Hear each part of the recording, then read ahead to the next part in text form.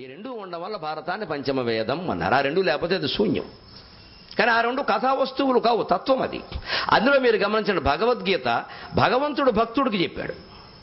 విష్ణు సహస్రం భక్తుడే భగవంతుడికి చెప్పాడు. ఎంత ఆశ్చర్యకరమైన విషయం. భీష్ముడు చెప్పాడు, కృష్ణుడు విన్నాడు చేతులు కట్టుకుని. భీష్మోవాచ అని ఉంటుంది విష్ణు సహస్రంలో, భగవద్గీతలో కృష్ణోవాచ అని ఉంటుంది. అది భగవంతుడు భక్తుడికి చెప్పాడు. ఇక్కడ విష్ణు సహస్రం భక్తుడే భగవంతుడు అంటే ఎవరికి చెప్పారు విషయం కాదు. భక్తుడు భగవంతుడు రెండు లేవు. తెలిసినవాడు దేవుడు, తెలియనివాడు జీవుడు. తెలిసినవాడు భగవంతుడు, తెలియనివాడు భక్తుడు. అంతే. నువ్వు తెలుసుకుంటే నువ్వు భగవంతుడివే. అది ఎవరెవరికి చెప్పడం ముఖ్యం కాదు, ఇదంతా మన కోసమే. అందుకని ఒక్క మాట చెబుతున్నాడు, తల్లి ఇన్ని మాటలేలా, స్వధర్మమునందు ఎవరికి రక్తి ఉంటుందో వారు మాత్రమే ఇది ఇంత ఆనందంగా ఉండగలరు. ఇంకో మార్గం కూడా చెబుతున్నా, అంతఃకరణ శుద్ధి నిర్మలమైన మనస్సు ఎవరికి ఉంటుందో వారిని నేను అనుగ్రహిస్తాను. ఇంకో మార్గం కూడా చెబుతున్నా, నిరంతరము మనస్సులో నా స్మరణ చేస్తూ భక్తితో ఎవరుంటారో వారిని నేను అనుగ్రహిస్తాను. ఇంకో మార్గం చెబుతున్నా, సులువైన మార్గం. ఎప్పుడూ భగవన్నామాన్ని భగవత్ కథలని వింటూ ఎవరు ఉంటారో శ్రవణం, వారిని కూడా నేను అనుగ్రహిస్తాను అన్నాడు. అంత గొప్ప అభయం ఇచ్చాడు మనకు. 4 మార్గాలు. ఒకటి స్వధర్మ నిర్వహణ, అంటే మన వృత్తికి మన ధర్మానికి. ఇవాళ కులాలు లేవు, కుల వృత్తులు కూడా లేవు. మనం వారి గురించి చర్చించదు, ఇంక వదిలేయండి. పోని మీరు ఏ కులం వారైనా ఏదో ఒక వృత్తి స్వీకరించారా లేదా? డాక్టరో, ఇంజనీరో, ఏదో కమ్మరో కుమ్మరో ఏదో ఒక వృత్తిలో ఉన్నాం కదా. ఓ పత్రిక రచయిత అదో వృత్తి, నాకు మాట్లాడడం వృత్తి, ఆయనగా మేకు దగ్గర కూర్చోవడం వృత్తే కదా. ఇప్పుడు ఈ కులాలను బట్టి స్వీకరించాం, అది వదిలేయండి. పోనీ ఆ వ్యవస్థ పోయింది, దాని గురించి వద్దు మనకి. ఉన్న వృత్తినైనా సక్రమంగా చేస్తే అదే స్వధర్మ నిర్వహణ. నువ్వు ఏ ఉద్యోగంలో ఉన్నావో దాని లంచం తీసుకోకుండా చెయ్యి. నీ దగ్గరికి 6 నెలల పెన్షన్ కోసం ఓ వృద్ధురాలు వచ్చింది, నాకెంత అని చెయ్యి చేస్తున్నవే, ఎంత అధర్మం అండి. ఆవిడకి ఇచ్చే పింఛన్ ఎంత? 200 300 నెలకి, 6 3 1800. ఆవిడ వితంతువ వృద్ధురాలు. అందులో మళ్ళీ నువ్వు లంచం అడుగుతున్నావంటే బుద్ధి ఉందా అసలు నీకు? ఒక్కసారి ఆ 1800 ఆవిడ చేతుల్లో పెట్టి ఆ వృద్ధురాల కళ్ళల్లో చల్లగా ఉండు నాయన, మళ్ళీ ఎప్పుడో వస్తా అని అనగానే వచ్చే ఆ పెట్టే కన్నీళ్లు, ఆనంద బాష్పాలు చూడండి. ఈ ఉద్యోగికి ఎంత ఆనందంగా ఉంటుందో. నిజంగా ఈ లంచం తీసుకున్నావు, 100 200 ముసలిదాన్ని ఏడిపించావు, పట్టుకెళ్ళి నీ కూతురుకో కొడుకో బిస్కెట్ ప్యాకెట్టో ఏదో కొన్నావు, అప్పుడు వాళ్ళంతా ఆనందించారా? దానికి వంకెలెడతారు కొడుకులు కూతుళ్ళు. ఈ ముసలావిడ వంకెట్టదు. ఎప్పుడు వచ్చినా నువ్వే పని చేస్తున్నావు, చల్లగా ఉండు నాయన పిల్ల పాప అని ఆశీర్వదించి విడుతుంది. ఆవిడ ఏ కులం ఆవిడైనా ఆవిడ పార్వతీదేవితో సమానం. ఆవిడ ఆశీర్వచనం మనకి చాలా యోగ్యమైంది కింద లెక్క. ప్రభుత్వోద్యోగాలలో లంచం పోవాలంటే ఇటువంటి ఆలోచనలు చెప్పాలి, చేసుకోవాలి, ఎవరికి వారు చేసుకోవాలి. అక్కడ కూర్చుని ఉపదేశాలు చేస్తారండి ఎవరైనా ఉద్యోగాలు మానేసి. ఈ మాత్రం ఆలోచిస్తే లంచగొండితనం ఉండదే ప్రపంచంలో. ఏం తీసుకుని ఏం చేస్తున్నావు? ఒకసారి కోట్లు తీసావు, ఏం చేసావు? కోట్లు సంపాదించిన వాళ్ళు ఎవరు సుఖంగా లేరే. రెండో పూట అన్నం చపాతీ, రెండో చపాతీ పనికిరాదు, బరువు పెరుగుతాం. అందులోకి పచ్చడి వేయకూడదు, బీపీ. అందులోకి పంచదార వేయకూడదు, షుగరు. ఎందుకు నీ బతుకు నాకు అర్థం కాదు. రెండో పూట అన్నం తినలేవా, చపాతీ కూడా తినలేవా? నాకు 100 కోట్లు ఉన్నాయండి, ఇంకా 1000 కోట్లు సంపాదించడం నా లక్ష్యం అండి. ఈ లోపల నేను తీసుకెళ్ళిపోవడం యమధర్మరాజు లక్ష్యం. వాడు తీసుకుపోకముందు చపాతీలు అన్నీ తిని షుగర్ వేసేసుకో, పంచలు వేసేసుకో, గొడవ వదిలిపోతుంది. ఈ కోరికలేవి మనకు తీరలా. అడ్డంగా నాలికి కట్టేసుకున్నాం, గోళ్ళ కట్టేసాం, అన్నీ చేసాం. కొడుకుల కోసమో మనవాళ్ళ కోసమో సంపాదించి పెట్టాం. అక్కడ వాడెవడో మన గౌరవించి చావట్లా మళ్ళీ ఏడుస్తూనే ఉన్నాం, పిల్లలు చూడడం లేదండి. ఒక్కసారి ధనప సుపుత్రమిత్రతతి వనితాతతులం తగులంబుమాని అని మనమే ఆలోచించుకుంటే లంచం ఎందుకంటే జీతమే ఎక్కువ. మన అవసరాలకు జీతమే ఎక్కువ, మళ్ళీ లంచం ఒకటి అవసరం. అది అంత అవసరం మనకి. ఈ ఆలోచన ఉంటే దేశం అంతా అభ్యున్నతితో ఖచ్చితంగా అవినీతి రహితంగా ఉంటుంది. ఆధ్యాత్మికమైన దేశం భారతదేశం. అవినీతి ఉందంటే ఎంత మత్స మనకది. ఎటువంటి దేశం ఇది? నిన్ను నీ వెరుగుమా నీవే దైవం వని విశ్వమంతకు చాటు వేద భూమి. నిన్ను నీ వెరుగుమా నీవే దైవం వని విశ్వమంతకు చాటు వేద భూమి. ఆది విష్ణువునైన అవతారమెత్తించి కర్మఫలమొసంగు కర్మభూమి. ఆది విష్ణువునైన అవతారమెత్తించి కర్మఫలమొసంగు కర్మభూమి. గుడిపావురాలకై తొడకోసి ఇచ్చిన భూమీశులే అలిన పుణ్యభూమి. గుడిపావురాలకై తొడకోసి ఇచ్చిన భూమీశులేలిన పుణ్యభూమి. కొల్లాయి గుడ్డతో కోటి శత్రుల గెలుచు జాతి పితను గన్న జన్మభూమి. కొల్లాయి గుడ్డతో కోటి శత్రుల గెల్చు జాతి పితను గన్న జన్మభూమి సహజముగ పండు నేలలు చాలగలిగి జీవధారలు ప్రవహించు చెవగలిగి అతి పురాతన సంస్కృతి ఖ్యాతి కలిగి ధరణి నేలెడు స్వామి నా భరత భూమి.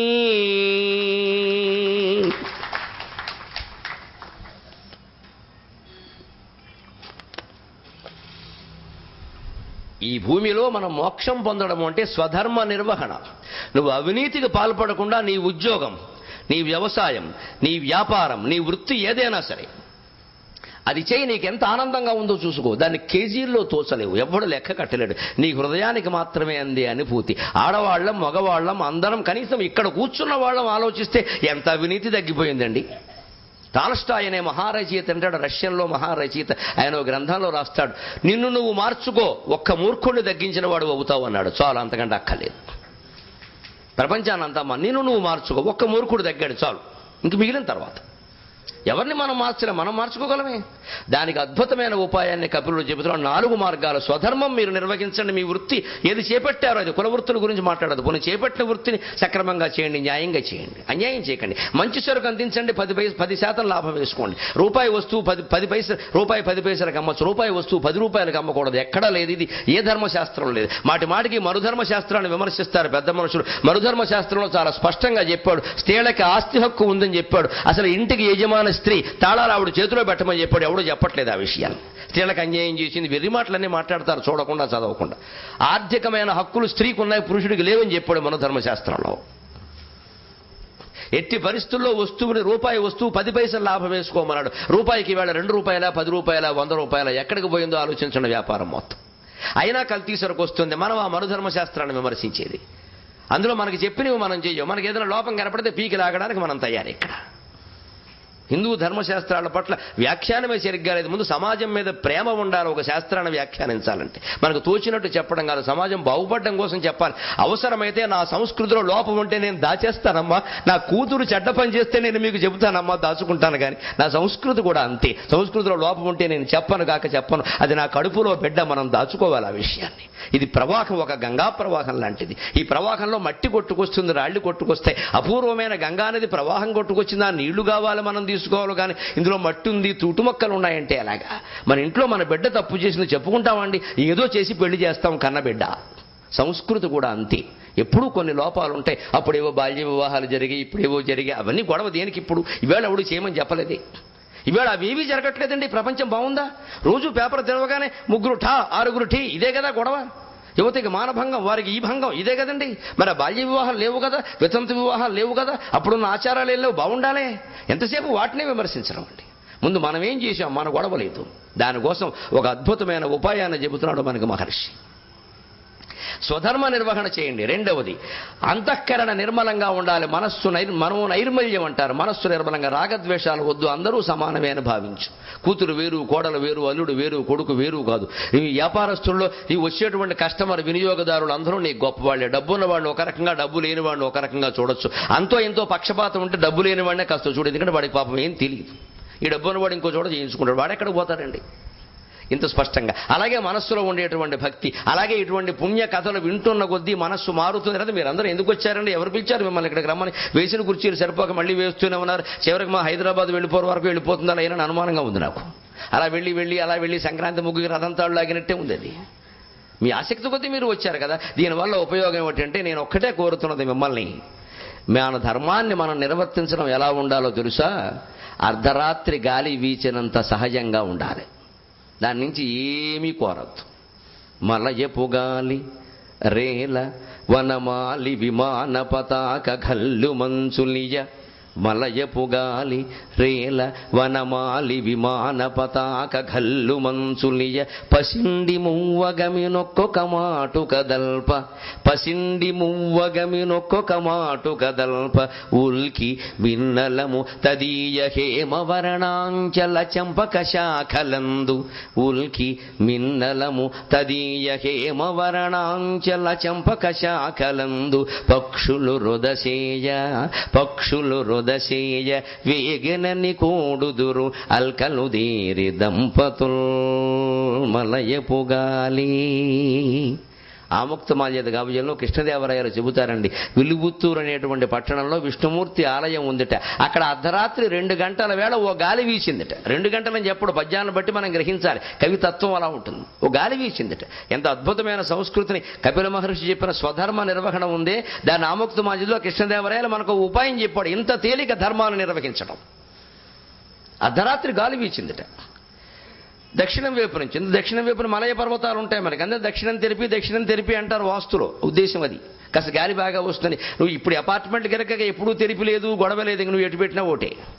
అంటే దక్షిణం గాలి అంటే మలయపు గాలి చల్లగా ఉంటుంది, సుగంధం ఉంటుంది, బాగానే ఉంది. అది వీస్తే అలా వీచి అలా గాలి అని అలా మలయ మారుతం అలా వీసుకుంటూ వచ్చి విష్ణుమూర్తి గుడి మీద జెండా ఉందిట, గరుడధ్వజం, ఆ పతాకాన్ని తాకిందిట.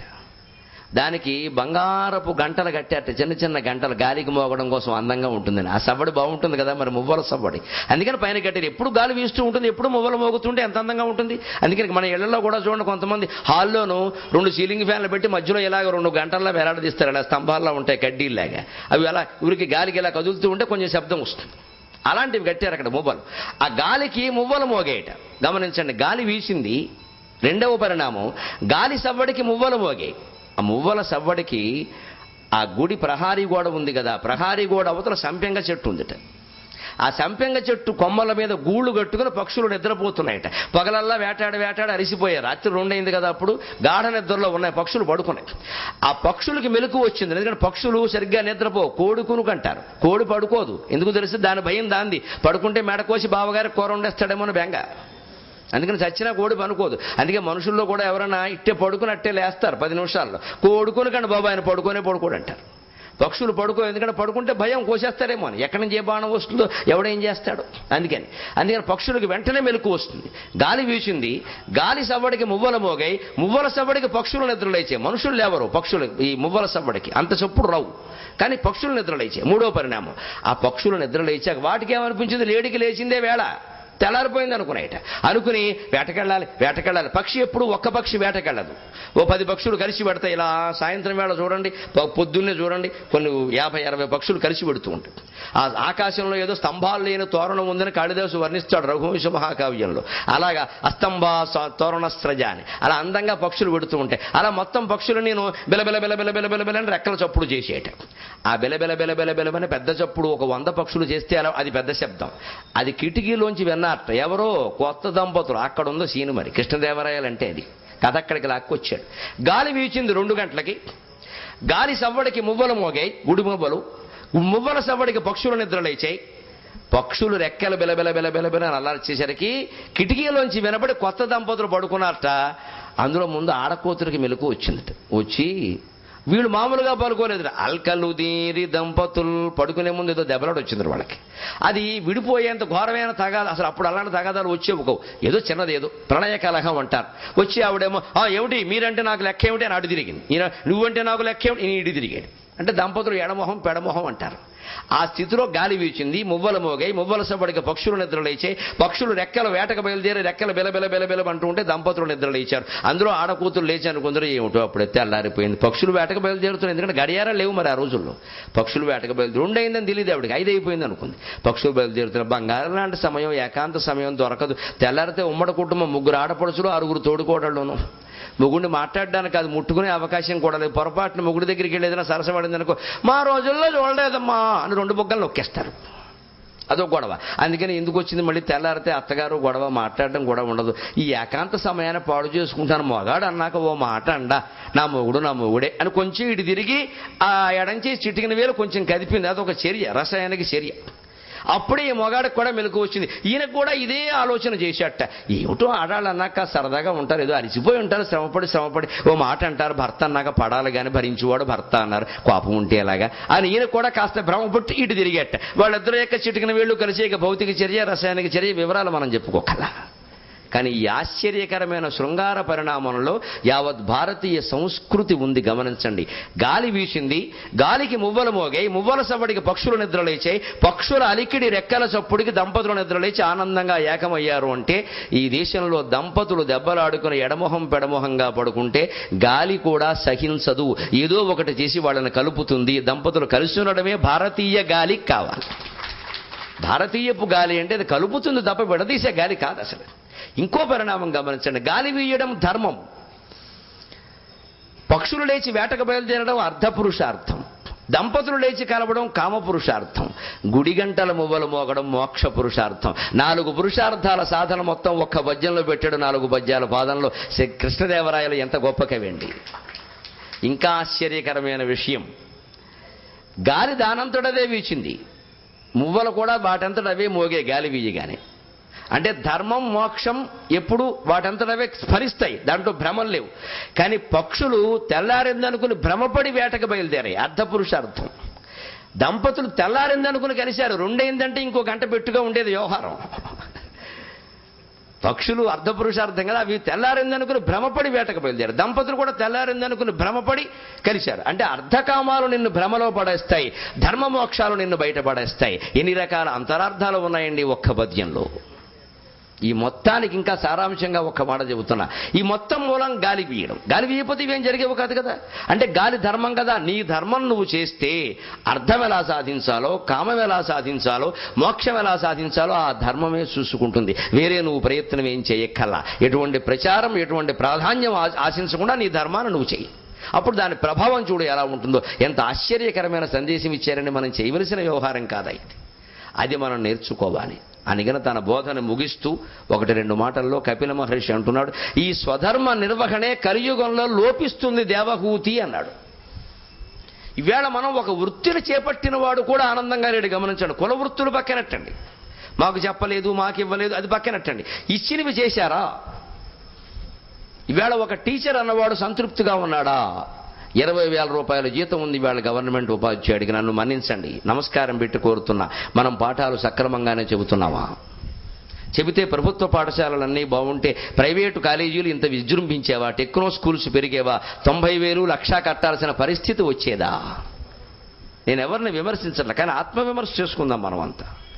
ఎవరినైనా అడిగామనుకోండి ఎందుకు చెప్పట్లేదని, అక్కడ పైన వాన కురుస్తోందండి, ఎవరు పట్టించుకోరండి, ఏమీ లేవండి. నువ్వు ఉన్నావు, నీకు నోరుంది, నువ్వు పండితుడివి, నువ్వు సరస్వతి స్వరూపుడివి, నువ్వు పాఠం చెప్పడానికి అవన్నీ అవసరమా? ఇక్కడ ఇవేమీ లేకపోయినా ఓ కుర్చీ, ఓ మైకు ఉంటే నేను చెప్పొచ్చునండి. ఇవన్నీ మీకోసం చేసిన ఏర్పాట్లు, నా కోసం కాదు. చెప్పాలని ఉంటే చెప్పొచ్చు. మీరు ఆశ్చర్యపోవచ్చు. నా రూమ్కి వచ్చి కూర్చున్నారు, టీ ఇచ్చేయనా, టిఫిన్ ఇచ్చేయనా, వాళ్ళతో నేను గంట మాట్లాడుతున్నా. నాకు అక్కడ డబ్బులేం రావు, పారితోషికాలు, స్నేహం కేవలం. వారు ఏదో అడిగారు, నేను ఏదో చెబుతున్నా అంతే. చెప్పాలని ఉంటే చెప్పొచ్చు. ఎందుకని నేను వేదిక మీద మాట్లాడతానని ఇక్కడ మీతో మాట్లాడితే నాకేం కలిసి వస్తుంది? అవసరం లేదు. ఒక్క మనిషిని మార్చినా మంచిది, ఒక్క మనిషిని ఆనందింపజేసినా మంచిది. చేయొచ్చు, గంట ప్రసంగం చేయొచ్చు, ఏం పర్వాలా. మన ధర్మ నిర్వహణ మీద మన దృష్టి ఉండాలి. అర్ధరాత్రి గాలి వీచినంత సహజంగా పాఠం మనం చెబితే తర్వాత అవన్నీ సర్దుకోవా. బల్లలు లేవు, శుద్ధ మొక్కలు లేవు, డిఈఓ లేరు, పైన కురుస్తోంది, ఇవన్నీ మనం పెట్టే వంకలు. నాకు తెలిసిన వృత్తి నేను చెబుతున్నా, ఉపాధ్యాయ వృత్తి. దయచేసి అన్ని వృత్తులకి దీన్ని అన్వయించుకోండి. కార్పొరేట్ వైద్యాలు బయలుదేరాయి, చెయ్యి పట్టుకుంటే 100, మళ్ళీ వదిలితే 100. ఏ పని మీద వెళ్ళినా టెస్టు. జ్వరం వస్తే మూత్ర పరీక్ష, రక్త పరీక్ష, మనది కాదు పక్కవాడిది కూడా పరీక్ష వీలైతే. ఎందుకంటే టెస్టులన్నీ అక్కడే ఉన్నాయి. ఇంత అవసరమా వ్యాపారం? వైద్యులందరూ ఆలోచించండి దయచేసి. విజయవాడలో వైద్యులు ఒక్కడు మారినా నాకు ఆనందమే. ఇంత అవసరమా? ఇంత దోపిడీ అవసరమా? ఏమన్నా అంటే మేము ఖర్చు పెట్టి చదివాం, మిమ్మల్ని ఎవడంతా ఖర్చు పెట్టమన్నాడు. ఎందుకు చదవాలి ఆ విద్య? మరీ దోపిడీకా? మళ్ళీ మన కొడుకు ఇస్తాం, వాడు దోపిడీ. ఎప్పటికీ దోపిడీ అంతం అవుతుంది. మనమే మళ్ళీ మాట్లాడతాం, పేపర్లో వాళ్ళు అంతం చేస్తారా దోపిడీని? మనం ఎవరు అంతం చేయమా? మనకు బాధ్యత లేదా? ఇవన్నీ మనం ఆలోచించాల్సిన విషయాలు. స్వధర్మ నిర్వహణ అంటే కపిల మహర్షి అందుకోసమే చివరిగా ఒక మాట చెబుతున్నాడు. ఎవరికి త్యాగ భావన ఉంటుందో కలియుగంలో వారు మాత్రమే మోక్షాన్ని పొంది ఆనందంగా ఉంటారు. దేవహూతి వృత్తి ధర్మంలో త్యాగం చాలా ముఖ్యం అని చెప్పాడు ఆయన. ఎందుకంటే కలియుగంలోనే పాపాలకు అవకాశాలు చాలా ఎక్కువ. ఎక్కడ ఏ పని చేద్దామని ఇవాళ సక్రమంగా లేదు. ఓ పూజ చేద్దామంటే సరైన పదార్థాలు దొరకవు. అపరకర్మ చేద్దామంటే కావలసిన వసతులు లేవు. అనుభవం మీద చెబుతున్నాం, 4 నెలలు పెట్టి పడుతున్నాం యాతనలో. సరైన అవకాశాలు లేవండి. ఎక్కడికెక్కడ సరిపెట్టుకోవడమే. సరైన బ్రాహ్మణుడు దొరకడు. ఆయన ఖచ్చితంగా ఉంటాడని తెలియదు. ఆయన చెప్పేది నిజమో కాదు, ఏదో దర్భలు కావాలి, దర్భలు దొరకవు. దాని బదులు ఇది, దీని బదులు ఇది, అన్ని బదులే, అన్ని ప్రత్యామ్నాయమే. అందుకే ఇక్కడ పాపకర్మలకు అవకాశాలు చాలా ఎక్కువ. మనం ఎంత లేదన్నా అక్కర్ లేకపోతే శిశువుని చంపేస్తున్నారు భ్రూణ హత్య అనే పేరు మీద. వారి హక్కను కొందరు, వీరి హక్కను కొందరు. ఇవన్నీ పాపాలు కావా? 10-15 ఏళ్లుగా ఈ దేశంలో భ్రూణ హత్యల పేరు మీద అమ్మాయిల్ని చంపేశారు. ఇవాళ దాని ప్రభావం గమనించారా? పెళ్లి కూతుళ్ల సంఖ్య 930, పెళ్లి కొడుకుల సంఖ్య 1000. అది నిష్పత్తి. ఇక ముందు అబ్బాయిలు ఉన్నవాళ్ళు ఎవరు తొందరపడి పెళ్లిళ్ళు చేసేయండి. 2వ శనివారం ఆదివారం ఇవాళ రేపు చేసేయండి వీలైతే. మాకు కూడా 2 ఉన్నారు, అందుకే చూసేస్తున్నాను నేను ఎందుకు వచ్చిన గొడవ. మళ్ళీ తర్వాత అమ్మాయిలకు దొరుకుతారు అబ్బాయిలకు అమ్మాయిలు దొరకరు. ఇంకా లేదు, వాళ్ళు 1000 మంది ఉన్నారు అబ్బాయిలు సిద్ధంగా పెళ్లి కొడుకులకి, వీళ్ళు 930. ఈ పాపాల్లో మనకు కొంత భాగం ఉంది, మనకు లేకపోవచ్చు. కానీ అవి పరిహారానికి ఒక్కటే మార్గంగా కపిల మహర్షి చెబుతున్నాడు. అది చెప్పుకుని ఆ తత్వం నుంచి మనం సెలవు తీసుకుందాం. రేపు మళ్ళీ వేదతత్వం భాగవతంలో ఎలా ఉందో అద్భుతమైనటువంటి పద్యాలతో, వృత్తాంతాలతో మనం చెప్పుకునే ప్రయత్నం చేద్దాం. అనుపమ పాపకర్మ పరిహారముకై, అనుపమ పాపకర్మ పరిహారముకై భజనీయుడైన శోభన చరితుండి తండనుచు భావమునందున చింతజేసి. అనుపమ పాపకర్మ పరిహారముకై భజనీయుడైన శోభన చరితుండి తండనుచు భావమునందలపోసి అనుపమ పాపకర్మ పరిహారము భజనీయుడైన శోభన చరితుండి తండనుచు భావమునందలపోసి నన్ననితర యోగ్యతన్ భగవదర్పిత కర్మ చరించుచున్. నన్ననితర యోగ్యతన్ భగవదర్పిత కర్మల పూజ చేయుచున్. జనహితకారియైనగడ సాత్విక యోగమనంగ ఒప్పెడున్. జనహితకారియైనగడ సాత్విక యోగమనంగనొప్పెడున్. ఇంతటి పాపజాలమైన కలియుగంలో కూడా మన వృత్తులు మనం సక్రమంగా చేస్తూ, మన బాధ్యత మనం సక్రమంగా చేస్తూ బయటపడడం ఎలాగా తెలిసి కానీ తెలియక కానీ ఏవో జరిగాయి. అటువంటివి అనుపమంగా ఉన్నాయంటే సాటి లేని పాపాలు మనం ఎన్ని చేశామో మనకు తెలియదు. వాటి పరిహారం కోసం భజనీయుడైన శోభన చరితుండి తండనుచు. ఇక్కడ అభయాంజనేయ స్వామి, 6 అడుగులేస్తే కనకదుర్గాదేవి, ఇంకో ఆమడ దూరం పెడితే పానకాల నరసింహస్వామి, ఇంకో చోట మవ్వ వేణుగోపాల స్వామి, ఇంకో చోట నెమలి వేణుగోపాల స్వామి, ఇంకో చోట హంసల దీవి వేణుగోపాల స్వామి. ఎన్ని క్షేత్రాలు ఉన్నాయి ఇక్కడ. ఏ భగవంతుడు రూపం మీకు నచ్చితే దాన్ని మనస్సులో ప్రతిష్టాపన చేసుకుని విగ్రహారాధననే మోక్షానికి మొదటి మెట్టుగా భావన చేసి ఆ మూర్తిని మనస్సులో ధ్యానిస్తూ, స్వామి నేను పాపమే చేశానో పుణ్యమే చేశానో దాన్ని నీకు సమర్పిస్తున్నాను. భజనీయుడైన శోభన చరితుండి తండనుసు. సేవింపదగినటువంటి గొప్ప చరిత్ర కలిగిన వాడు ఈ దేవుడే, మా దేవుడే అని భావమునందలపోసి అని మనస్సులో ఎప్పుడూ నమ్మడం చాలా ముఖ్యం. నన్ననఘుని అనితర యోగ్యతన్ అంటే ఇతరమైనటువంటి యోగ్యతలు వీటికంటే కూడా భక్తియే పరమయోగము అని భావన చేసి భగవదర్పిత కర్మల పూజ చేయుచున్.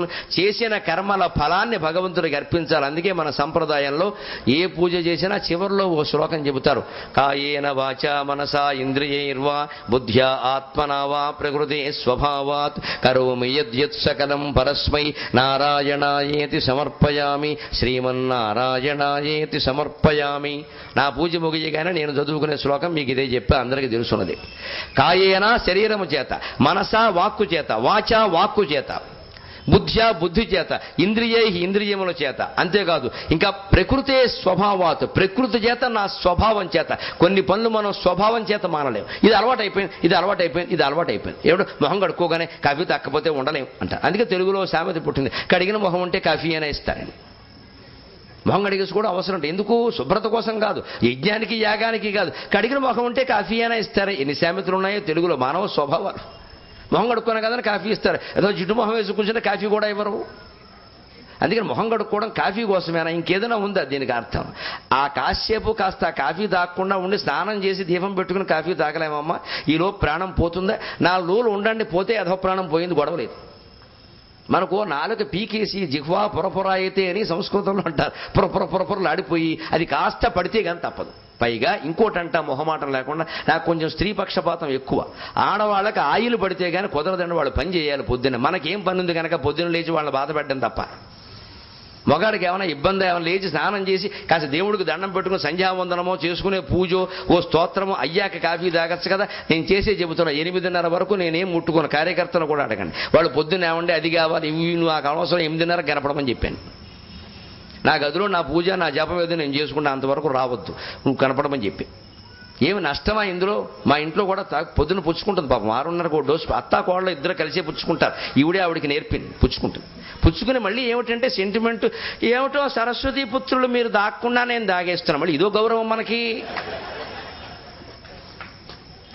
పొద్దున పుచ్చేసుకోవడం శుభ్రంగా. అప్పటికి నేను 6:30 కదా నేనే పూజకో తయారవుతూ ఉంటాను సంధ్యావందనానికి. అప్పుడు ఎడుతూ ఉంటే ఏమిటో మీరు ఎంత చెప్పినా, అప్పుడు నేను చెడ్డవాడిని ఇంకా మారలేదని ఆవిడకి బాధ. ఆవిడ మారింది పాపం. అందుకని ఏమిటో మీరు ఎంత చెప్పినా మారరు, పొద్దున్న కాఫీ తాగరు, మీరు దాక్కుండా తాగితే అది పాపం కూడా. పైగా సరస్వతి పుత్రుడు ఒకటి మనకు టైటిల్ కదా, ఎస్పీ సరస్వతి పుత్రుడు అనమాట. అందుకే నేను సరదాగా మనకు అంతకన్నా చమత్కారం తప్పులేదు, నువ్వు దేశే దోషమే, ఆ దోషం పోవాలంటే ఓ పని చేయన్న, నేను 8:30 తాగినప్పుడు మళ్ళీ పూచుకో, ఆ దోషం పోతుందని చెప్పాను. ఓ నవ్వు నవ్వింది ఊరుకుంది. ఎంతకంటే ఏమంటాం, నువ్వు తాగడానికి వీళ్ళే అన్నావు అనుకో, గొడవలు ఎక్కువైతే అనవసరంగా. మనకి ఎందుకు వచ్చిన గొడవ అది? వారికి అనిపించినప్పుడు వారు మానేస్తారు. లేదా ఇప్పుడు ఈ కాస్త కాఫీలో ప్రాణం పోయిందన. కానీ ఈ నియమాలమ్మా చిన్న చిన్నవి అనుకుంటా కానీ మీరు చేసి చూడండి, మనస్సుకు ఒక నిగ్రహం అలవాటు అవుతుంది. మనస్సు చిన్నపిల్లాడు లాంటిది, దాన్ని ఒక గంట కాఫీ తాగకుండా ఉంచలేమా? ఆబ్దికన్నాడు కూడా మొత్తం కాఫీ తాగేసి పెట్టేయాలా? కొంపలు అంటుకుపోయే. ఒక్కరోజండి తల్లి కోసం పోవడానికి మనకి 16 మంది తల్లులు లేరే, ఒక్క తల్లేగా, ఒక తండ్రేగా. వాళ్ళు పోయేది ఒక్కసారేగా, ఏడాదికి ఒక్కసారేగా. వాళ్ళు ఆ ఒక్కరోజు మానేలేమా?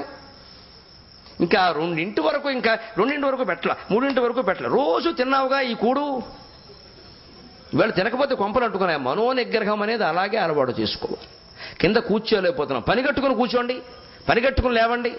రోజుకు 4 సార్లు కూర్చొని లేవండి. 40 రోజుల తర్వాత చూడండి, మీరు వద్దన్నా కూర్చుంటారు, చలాకీగా లేస్తారు, లేడి పిల్లల గంతులేస్తారు. అసలు మనకి ముందే నేను కూర్చోలేను, ఇంకా కూర్చోలేను, ఇంకా ఇప్పటికీ కూర్చోలేవు, ఇంకా పడుకోబెట్టమే. నిన్ను పైన దుప్పటి కప్పేస్తే గొడవలు పోయింది, నలుగురు పట్టుకుని సాయం పట్టేయచ్చు. అభ్యాసము కూసు విద్య అంటారు. కపిల మహర్షి అంత తేలికైన ఉపాయం చెబుతున్నాడు. ఆచరించి చూడండి, ఆచరించి చూడండి, ఇంతకంటే ఏం అక్కర్లేదు వేరే అనేటువంటి ఉద్దేశంతో ఆయన ఈ యోగాన్ని మనస్సులో దృష్టిలో పెట్టుకుని ఆచరణలో పెట్టండి దాన్ని ఖచ్చితంగా. అటువంటి నన్ను ఎవరైతే అనితర యోగ్యతను భగవదర్పిత కర్మల పూజ చేయుచును, ఒక్కసారి ఆ పూజ అయిపోగానే, ఆ పూజ ఒక్కటి కాదు, ఏ పని చేసినా ఎవరో ఏదో చేతిలో పెట్టారు, మనస్సులో పరమేశ్వరార్పణం అనుకోండి. ఎవరి చేతుల్లోనో మీరు పెట్టారు, గరికపాటి నరసింహరావుకి ఇస్తున్నాం అనుకోకండి, తప్పది. నాకు ఇవ్వడం వల్ల ఫలితం ఏమి దొక్కుతుందో నేను చెప్పాలా. పరమేశ్వరుడికి అర్పణం అంటే అనంతమైన ఫలితం వస్తుంది మీకు. పైగా నాకేమీ బాధ్యత లేదు ఆ విషయం. అందుకని ఇవ్వవలసింది ఆయనకి. ఎవరి చేతిలో మనం పెట్టినా కృష్ణార్పణం కృష్ణార్పణం కృష్ణార్పణం అనుకుని చేస్తే అతని సంగతి నేను చూసుకుంటాను పూర్తిగా. జనహితకారియగడ, ప్రజలకు ఏది మంచిదో అది చేయండి అన్నారు. అప్పుడు సాత్విక యోగమనంగా నొప్పెడిన్. ఈ సాత్విక యోగానికి మరొక పేరే సాంఖ్య యోగం. ముఖ్యంగా సాంఖ్యులు 25 తత్వాలను నమ్మారు. 25 తత్వాలు, పంచ జ్ఞానేంద్రియాలు, పంచ కర్మేంద్రియాలు, పంచభూతాలు, పంచ విషయములు, ఇవన్నీ కలిపి 25 తత్వాలు. వీటిని ప్రధానం అని పేరు పెట్టారు. ఆ ప్రధానం అనేది ముందు పుట్టింది, ఆ తర్వాతే మిగిలిన సృష్టి అంతా ఏర్పడిందని వారు వాదించారు. మామూలుగా అద్వైతులు ద్వైతులు వీరు వేదాంతం తెలిసిన వారు ప్రధానమనే అవసరమేం లేదు, భగవంతుడి నుంచే జగత్తంతా ఏర్పడింది. ఎవ్వని చేజనించు జగము లెవ్వని లోపల నుండు లేనమైన జగత్తు కారణం భగవంతుడైన వారు అన్నారు. జగత్తు కారణం భగవంతుడు కాదు, తాను కారణమైతే తాను బందీకృతుడవుతాడు. అందుకని మధ్యలో ప్రధానమనే ఒక పదార్థం ఉందని ప్రధానంగా వాదన చేశారు. అందువల్ల సాంఖ్యం అని ఏదో అంటారు తప్ప అంతకు మించి ఏమి ఆకాశం నుంచి ఏమి దిగి రాలేదు ఆ యోగం. సాంఖ్యయోగం అంటే సాత్విక యోగం. ఎవరైతే భక్తి యోగాన్ని పాటించి సర్వకర్మలని పరమేశ్వరార్పణంగా భావన చేస్తారో వారంతా కపిల మహర్షి చెప్పిన సాంఖ్య యోగాన్ని భావిస్తున్నట్టే లెక్క. అటువంటి సాంఖ్య యోగాన్ని, సాత్విక యోగాన్ని, భక్తి యోగాన్ని, ద్వైత యోగాన్ని, పరమేశ్వరుడి నుంచి ఏ కోరిక కోరకుండా జీవితాన్ని మొత్తం ఆయనకి సమర్పణ చేసేటువంటి యోగాన్ని మీకు అర్థం చేయించడంలో ఇవాళ నేను పడిన యాతన చాలా నాకు తెలుసు, మీకు తెలియదు. అనేక విషయాలు ఇందులో కలిపాం. ఎందుకంటే మెట్ట వేదాంతం చెబితే ఆ వెనకాలంతా ఖాళీ అయిపోతారు బెంచీలు, మనకు తెలుసు. వేదాంతాన్ని మొన్న చెప్పిన బ్రహ్మరహస్యాలు ఒకటి, ఈవేళ కపిలముని సాంఖ్యయోగ, ఈ రెండు నాకు పరీక్షలు, మీకు కాదు. నిన్న చెప్పిన పూర్వజన్మ కర్మలు, రేపు చెప్పే వేదతత్వం, ఎల్లుండి చెప్పేటువంటి ఆ స్థుతుల్లో ఉండే రహస్యాలు అవి పర్వాలేదు.